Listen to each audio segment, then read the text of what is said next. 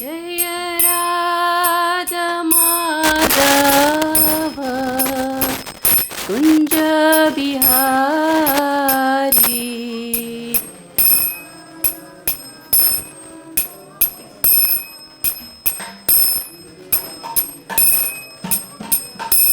Jaya Gopijana Vallabha Jaya Girivaradari Jaya Girivaradari Vallabha Jaya Girivaradari Jaya Girivaradari Jaya Yashodanandana Jaya Vrajajanaranjana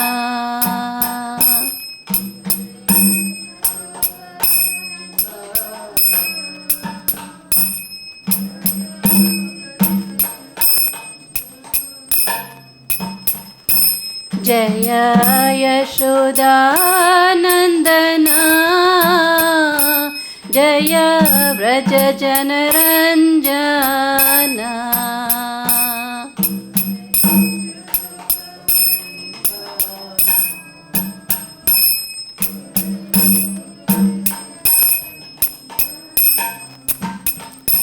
Jaya Yamuna Tiravanachari Jaya Kunja Bihari Yamuna Tiravanachari Jaya Kunja Bihari Jaya Radha Madhava Jaya Kunja Bihari Radha Madhava Jaya Kunja Bihari Hare Krishna Krishna Krishna Hare Hare Hare Rama Rama Rama Hare Hare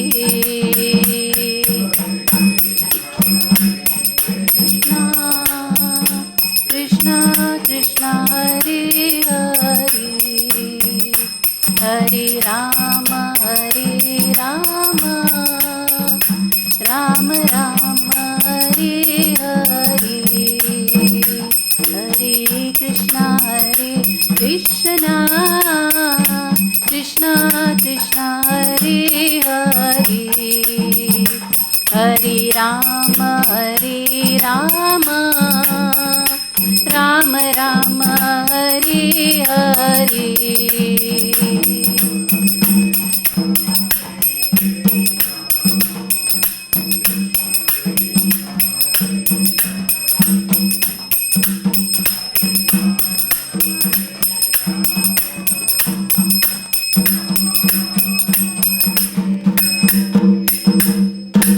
Jaya Radha Madhava ki jai, Yashoda Nandana ki jai, Gaura Premanandi Hari Hari Bhagavat.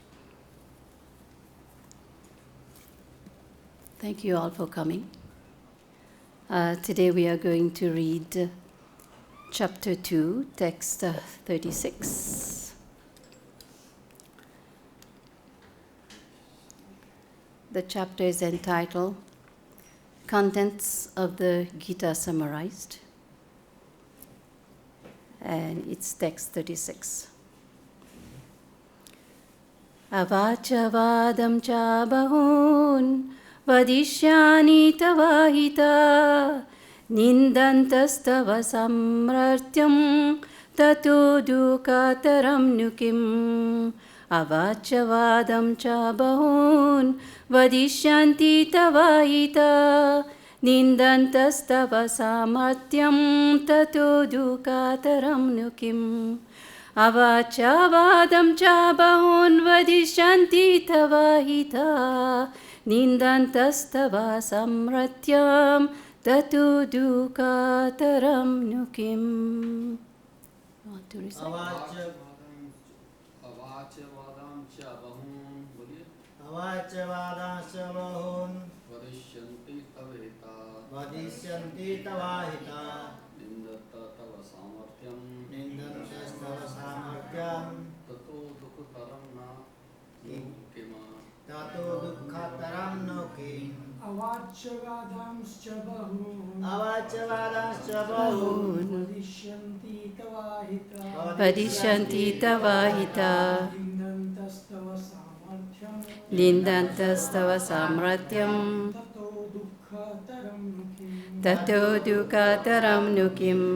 avācya-vādāṁś bahūn. Avācya-vādāṁś bahūn. vadiṣyanti tavāhitāḥ. Vadiṣyanti tavāhitāḥ. nindantas tava sāmarthyam. Nindantas tava sāmarthyam. tato duḥkha-taram nukim. Tato duḥkha-taram nukim.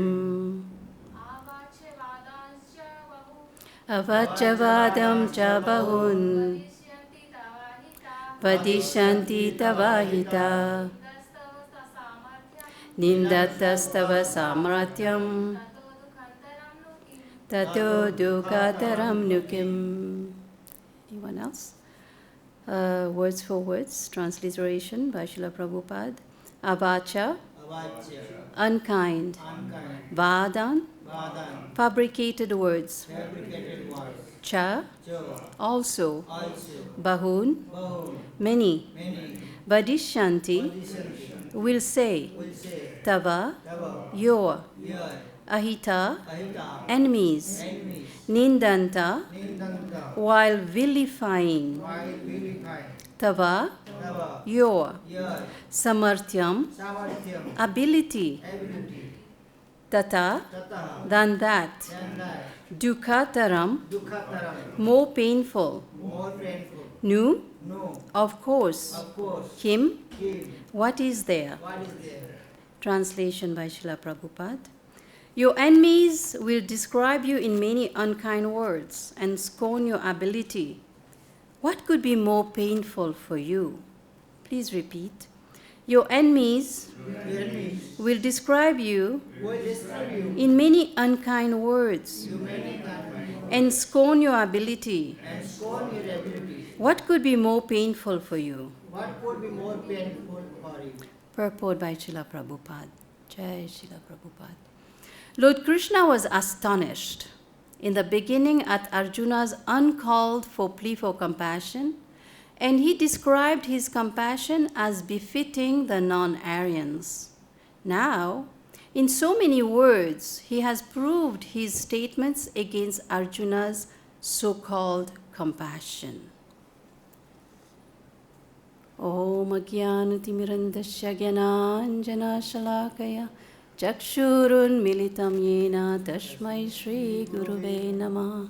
Shri Chaitanya Manobhistam Stapitam Yena Bhutale Swayam Rupa Kadamayam Datati Svam Padantikam Vandeham Shri Gurun Shri Yuta Padakamalam Shri Gurun Vaishnavamcha Shri Rupam Shagajatam Sahagana Raghunathanvitam Tam Sajivam Sadvaitam Savadutam Parijana Sahitam Shri Kṛṣṇa Chaitanya Devam Shri Radha Kṛṣṇa Padam Sahagana Lalita Shri Vishakhanvitam Cha He Kṛṣṇa Karuna Sindhu Dina Bandhu Jagatpate Gopisha Gopika Kanta Radha Kanta Namastute Tapta Kanchana Gaurangi Radhe Vrindavaneshwari Vrishabhanu Sute Devi Pranamami Hari Priye Vancha Kalpatarubhyacha Kripa Sindhubhyaiva cha Patitanam Pavanebhyo Vaishnavebhyo Namo Namaha. Jai Shri Kṛṣṇa Chaitanya Prabhu Nityananda Shri Advaita Gadadhar Shrivasadi Gaura Bhakta Vrinda Hare Krishna, Krishna Krishna, Hare Hare, Hare Rama, Rama Rama, Hare Hare. Om Namo Bhagavate Vasudevaya.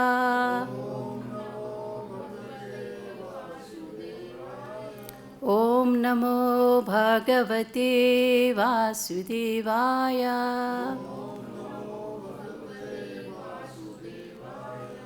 Om Namo Bhagavate Vasudevaya.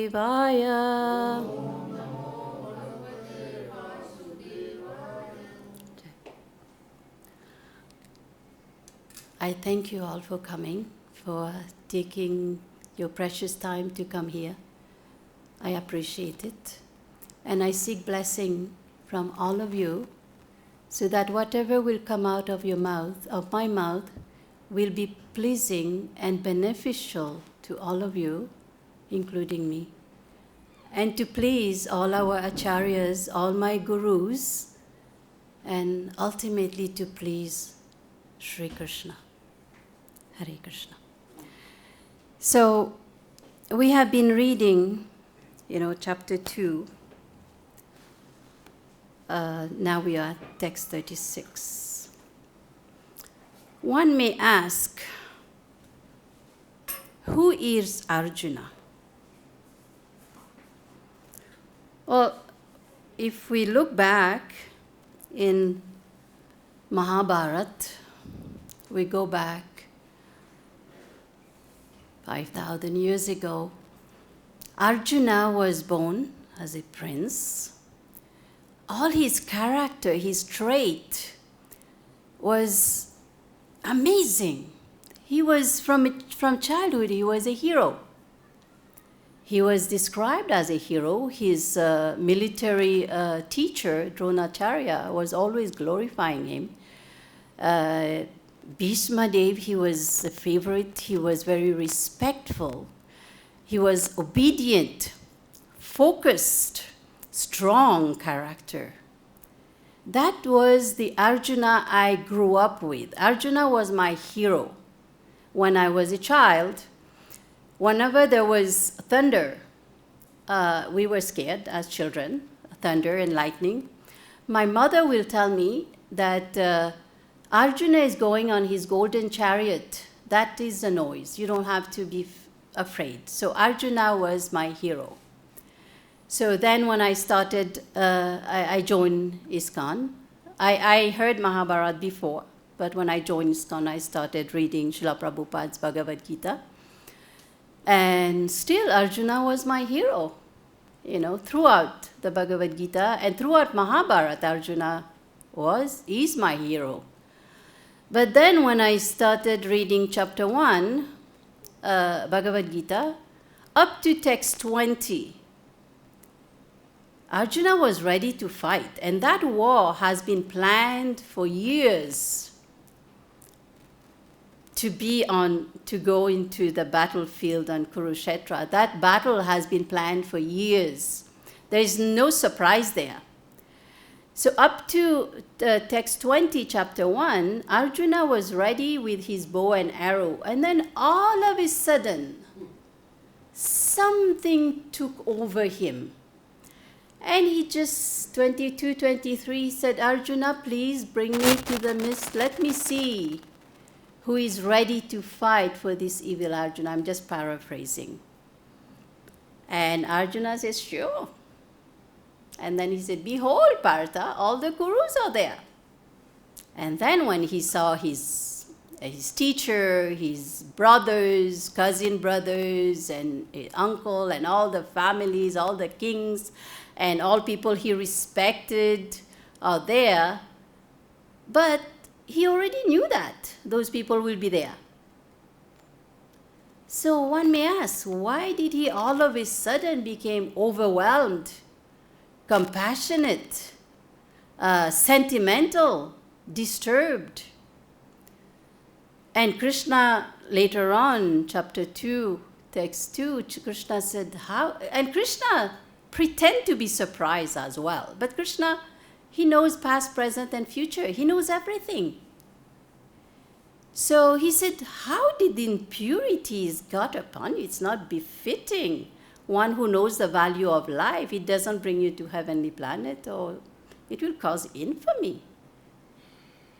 And Arjuna said, like he argued from text 23 up to the end of chapter 1. And then even when Kṛṣṇa talked to him, he still continued to put his argument, and which seems to be a normal for a normal person, to see all his family. How can I kill my own relatives? How can I kill all these people that I grew up with, that like gave me shelter, my cousins? How can I do that? It's like a normal person.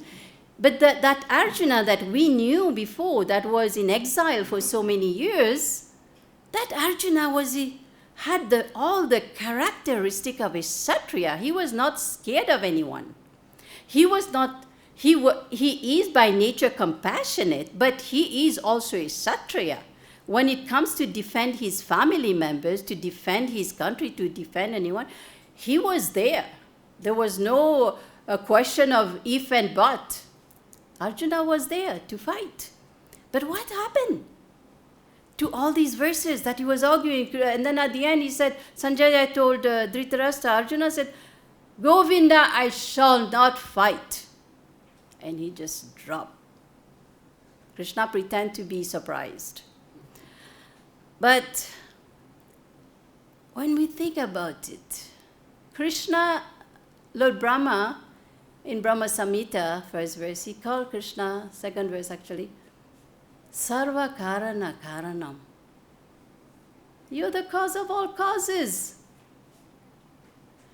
So, that helps us to understand that the intelligence of Arjuna was temporarily covered. Why? Why would Kṛṣṇa temporarily cover the intelligence of Arjuna? Because if we look a little bit further, chapter 4, Bhagavad Gita text 2, Kṛṣṇa says that this knowledge was imparted to all the king. The supreme science was thus received through the chain of disciplic succession, and the saintly kings understood it in that way. But in course of time, the succession was broken, and therefore the science as it appears to be lost. And then Kṛṣṇa continues, text 7 and 8 of the same chapter 4. Kṛṣṇa says, whenever and wherever there is a decline in religious practice or descendant of Bharat and a predominant rise of irreligion, at that time I descend myself. He continues, text 8, to deliver the pious and to annihilate the miscreants, as well as to re-establish the principle of religion. I myself appear millennium after millennium. So that the reason that Kṛṣṇa has appeared 5,000 years ago. So he has 3 services, 3 missions to accomplish. He has to deliver the pious, he has to annihilate the miscreants, as well as to re-establish the principle of religion. So let's imagine that text 20 in chapter 1 Bhagavad Gita, Arjuna, like it says, Arjuna got up, take his bow and arrow and start shooting and finish those, finish all those Kauravas, all those military things, and he came out a winner. What will happen to Bhagavad Gita? What will happen to the re-establishing the principle of religion? There will be no Bhagavad Gita because the war is finished. So Kṛṣṇa orchestrated the whole scene for Arjuna to be temporarily bewildered until text 7, chapter 2, when he surrendered. He said, now I surrender to you. I am your disciple. Instruct me. Kṛṣṇa said, finally, now Bhagavad Gita starts. Otherwise Krishna will not speak Bhagavad Gita, because if Arjuna just finished the military phalanx and finished the people, it's finished. And Krishna cannot speak the Bhagavad Gita on his own. It will not be, when there is someone just talking, it's boring. But when there is a conversation, that's it's interesting. So Krishna has to make it interesting for us. There is question and answer. So Krishna makes it interesting for us. So that's one point. And then when we think about it, in Gita Mahatmya, text 6, it starts with Sarvopanishad Gabo. The Gita Upanishad,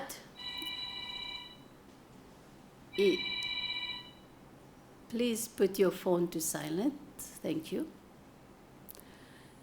The Gita Upanishad, which is Bhagavad Gita, is compared to a cow. And Kṛṣṇa is a cowherd boy. He's the milker. He's going to milk the cow. Arjuna is compared to the calf. And us, those who believe in Kṛṣṇa, are the drinker of the milk. So technically, Arjuna is compared to the calf. And in reality, in chapter 2, Arjuna has been put as an instrument for the Bhagavad Gita to be spoken. So why a calf? If you have ever observed, when it's time for milking the cow, so the cowherd man will tie the cow. I have observed it personally when I was staying at NRI Green. There was a goshala downstairs. I would see every morning and evening. I didn't understand it, and then devotees explained it to me. So they will tie the cow, and the cowherd man will come, and then another one will bring the calf. Because when the mother sees the calf, she's going to release the bag of milk. She's going to relax. Then the cowherd man will be able to milk the cow, and when they get the amount that they need, then they will let the calf drink. That part I didn't see, but that's what they say. So Arjuna, he is a very learned person. He doesn't need Bhagavad Gita because he's a best friend of Kṛṣṇa. He's Krishna's best friend. They were lying on bed up to text 7. Kṛṣṇa and Arjuna were best friends until he surrendered and asked him to give him instruction. So Arjuna is the instrument. Arjuna is not that person or character that we hear, or how did these impurities came upon you? It's not befitting a man who knows the value of life. So Kṛṣṇa indirectly is saying, you know the value of life.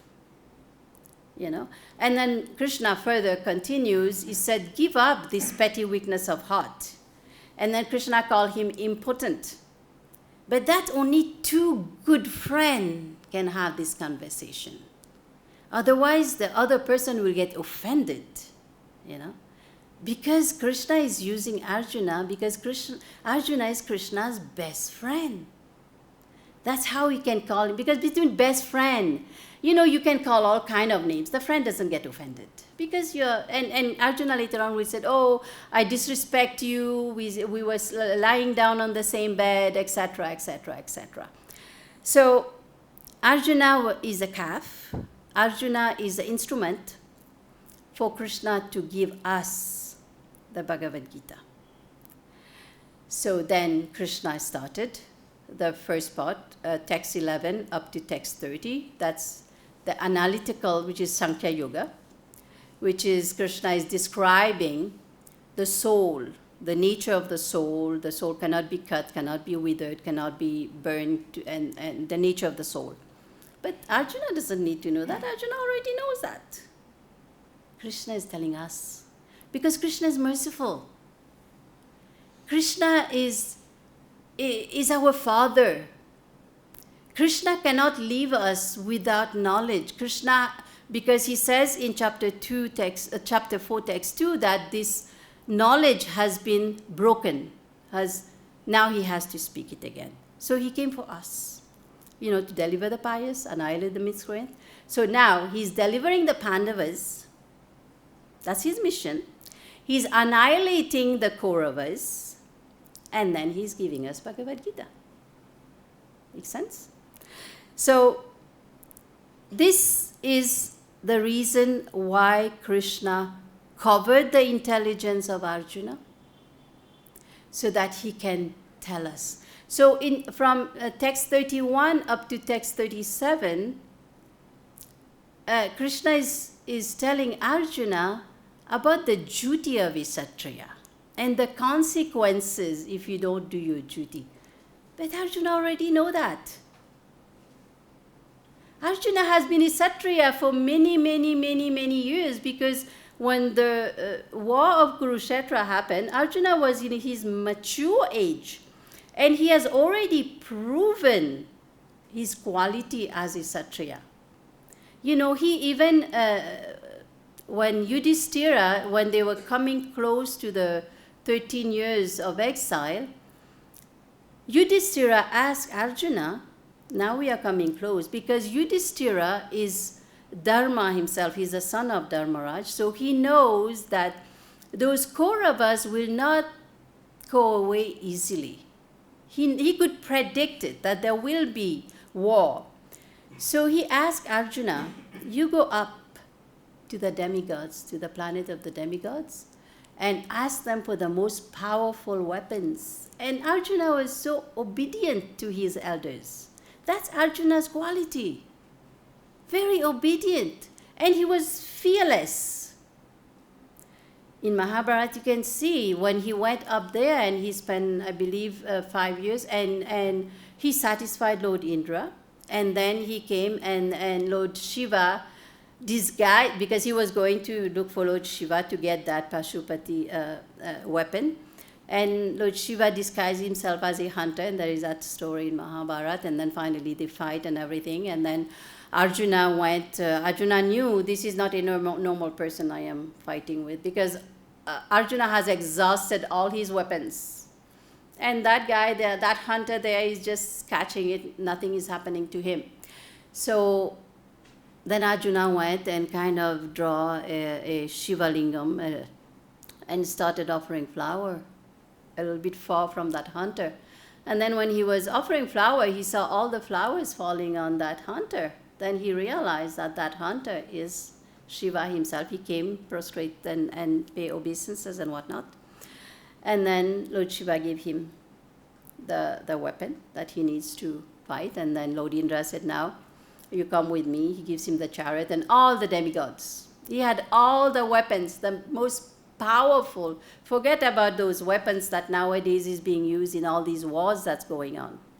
This is like tiny little feather. The weapon that Arjuna has, Prabhupada described it in many discourse. You cannot even find it in this material world that we have. He had all these weapons. Why will he all of a sudden become compassionate, sentimental, almost crying, lamenting? This was just a play. This was a coverage, because Gita Mahatmya says that Arjuna is a calf for Kṛṣṇa to give the milk. And that milk we are drinking. The Bhagavad Gita we are drinking. So now we understand why all these teaching, Kṛṣṇa is teaching up to now text 36. But the teaching is for us. The teaching is not for Arjuna, the teaching is for us. We should, that verse that we just did, your enemies will describe you in many unkind words and scorn your ability. What could be more painful for you? We go through that as well. That's us. Many of us, including me, sometimes we are so attached to our title, to respect, to status, we are so attached to it, and when we are given a service, sometimes out of fear of losing those title, the respect, or whatever, we refuse it because we are too attached. What if I fail? People will be laughing at me because I am attached to my title, to my power, to my wealth. I am attached to it. So I refuse to do the service. But we have to, Kṛṣṇa says, at the end of this chapter, not end, but further middle, text 47 and 48, he told Arjuna, but he's telling us, karmani eva adhikaraste. You do your duty. But you are not entitled for the fruit of your labor. You are not entitled for that. And further, Kṛṣṇa says, never consider yourself to be the cause of that fruit. Because Kṛṣṇa is sarva karana karanam. So he's telling Arjuna, never consider, you can do your job, you can do your duty, but you're not entitled for the fruit, for the reaction, for whatever will come out of your job. That's not yours. Like we go to work. Let's say we get $1,000 a month. Kṛṣṇa is telling us, that's not yours. How so? I go to work. I wake up early. I get in the car. I go to the office. I do my job. How can you tell me this is not mine? But think, use intelligence. Kṛṣṇa in chapter 7, text 8, he said, I am ability in man.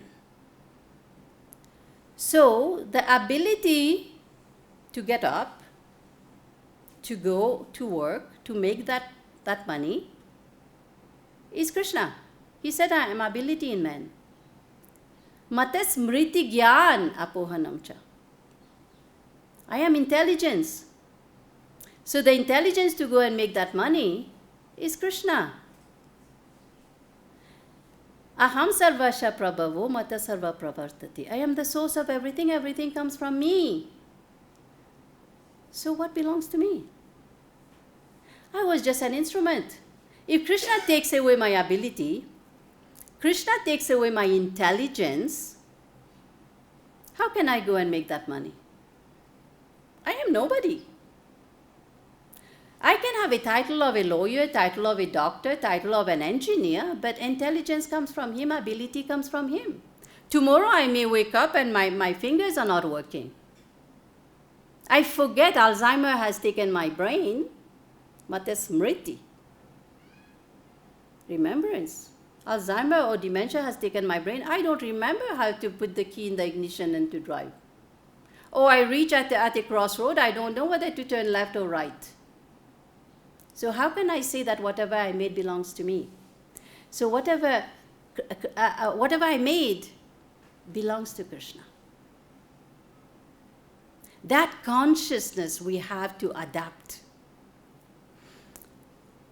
Again, chapter 2, text 48.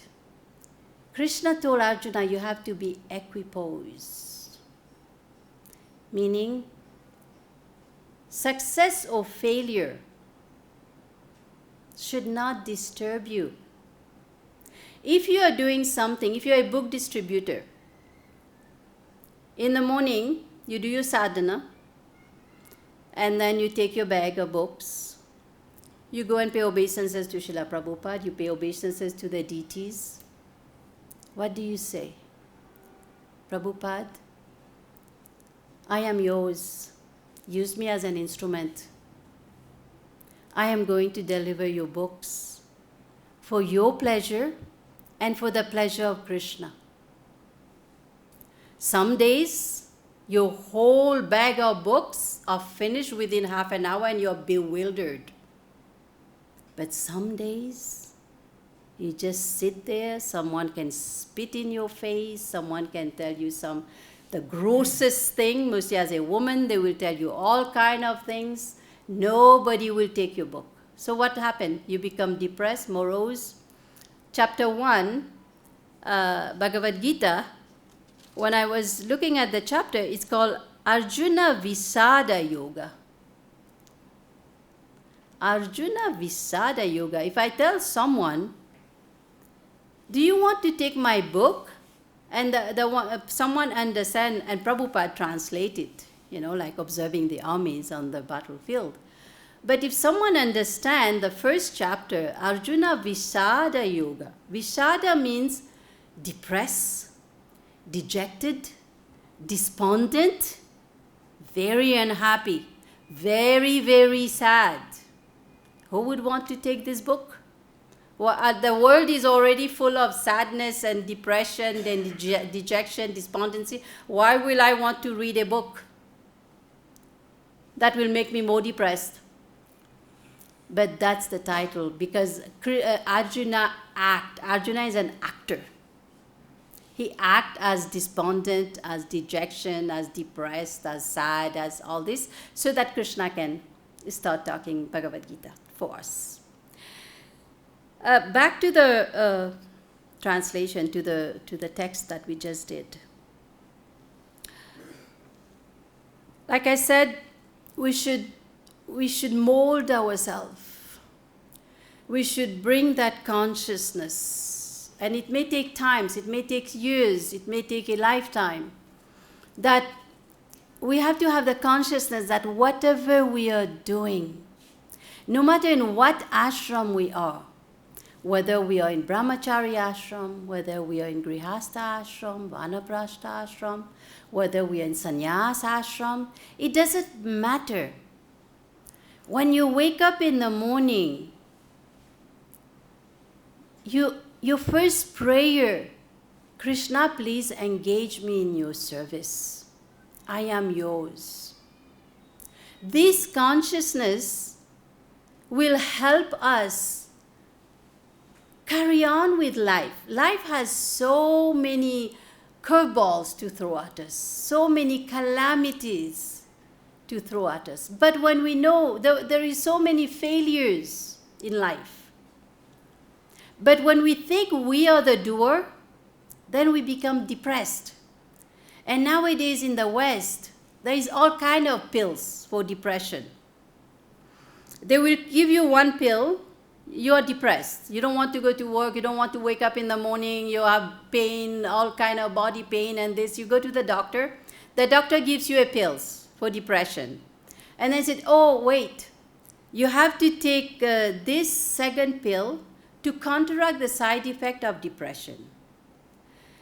Then a week later, you are having some side effect. Oh, yes. That the side effect of the pill for the side effect for depression. So the third pill is to counteract the second pill side effect. So like this, there are so many pills, and your kidney, your liver, your lungs, your heart is all gone with the pills for depression. But when we think we are doing everything for the source of everything, then we don't get depressed. Success or failure, it's yours, Kṛṣṇa. Because I was doing it for you. You're not affected. When I joined ISKCON in 1986, and I was a young person, I was sitting in a class, and the speaker said that you have, as a grihastha, and he was giving the example of Rupa Goswami and Sanatana Goswami, he said you should utilize 50% of your earning in Krishna service. 50%. I was by nature rebellious, and I was ignorant. I was completely ignorant. Then I did the math. With Krishna's mercy, I'm good with numbers. Very fast I did the math. I said, my mortgage is so much. I have children, I have this, I have that, I have that, I have that, I have nothing left. How can I give 50%?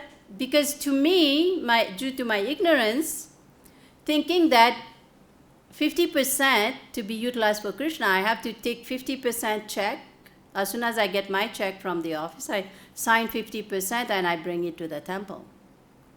Then, with Srila Prabhupada's mercy, we had a very dear, wonderful advanced devotees that was very dear to us. Then I was very open. I asked question.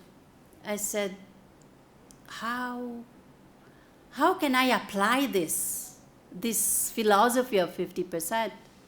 He said, actually, you have to give 100%. I said, okay. There I was, 50% was difficult. Now you're telling me 100%. But the way he explained it to me, it was so amazingly easy.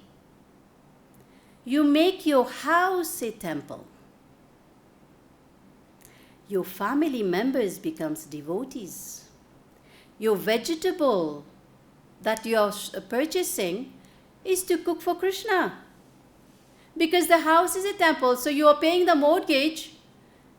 Is the house the temple of Kṛṣṇa? So finally you understand, and this is what we have been practicing, 100%. You go on a trip, you go to pilgrimage, you use the money for Kṛṣṇa. You want to buy a nice outfit, you buy it for the pleasure of Kṛṣṇa, to go to the temple. Everything you buy, you put it on your altar. You offer Kṛṣṇa, this is yours first. Srimati Radharani, this is yours. And then I will take prasad. 100%. Not 50% anymore. 100%, and it's so easy. Because aham sarvasya prabhavo mata sarva pravartate. I am the source of everything, everything comes from me. So what is mine? How many big shots that we know in the world that had billions of dollars and they're gone? Their castle has become a museum. In the West, you see that so many times, so many places. And they were big shot. They had big castle. They had thousands of maids and so many cars. Now it's a museum of their cars. That confirmed that this body, even this body doesn't belong to us. Because this will be going to Yamuna. Even the soul doesn't belong to us. You're part and parcel of me. So what is mine? So Arjuna, in the first few text, he was acting for his own happiness. Oh, sin will happen to me, and then how can I enjoy? It will be tainted with blood. It was all on a bodily concept, bodily level. But that was because he was covered, his intelligence was covered by Kṛṣṇa. So he was acting like us. Like us. When someone died, we cry, and it's normal. It's normal. We are human. Compassion is there. It has to be there.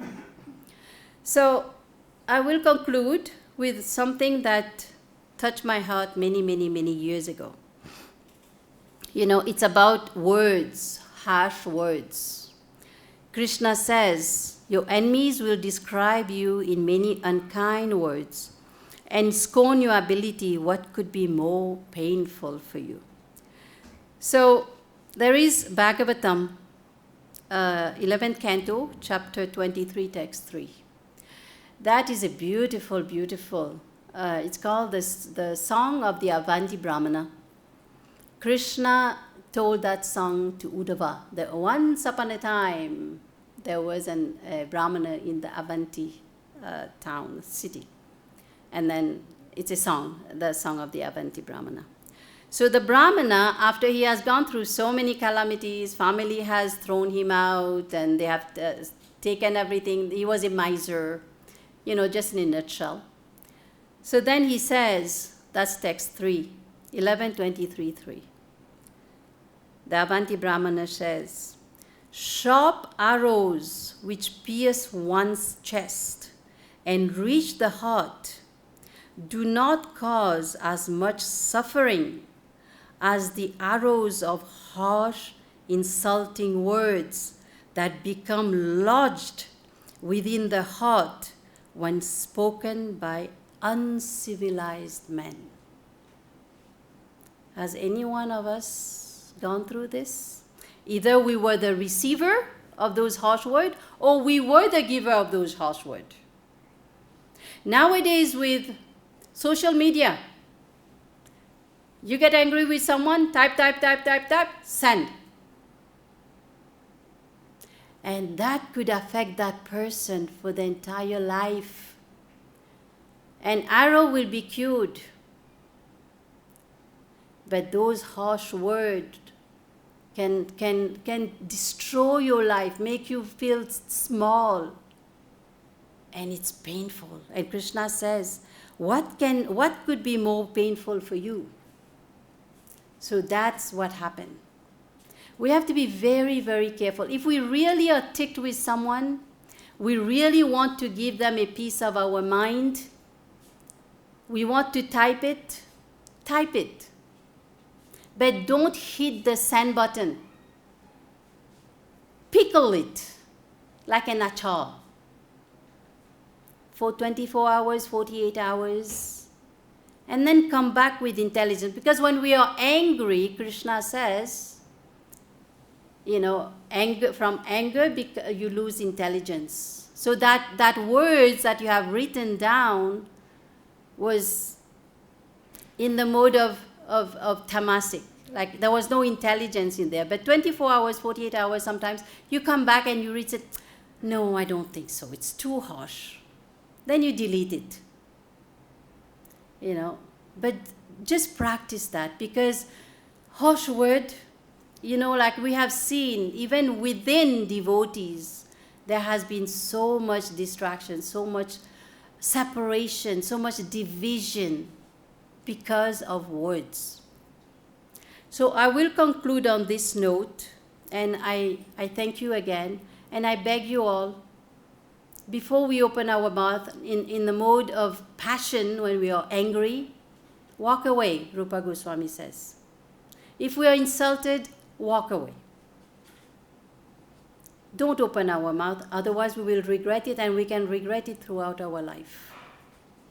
So I will end here. If anyone has any question or comment, please.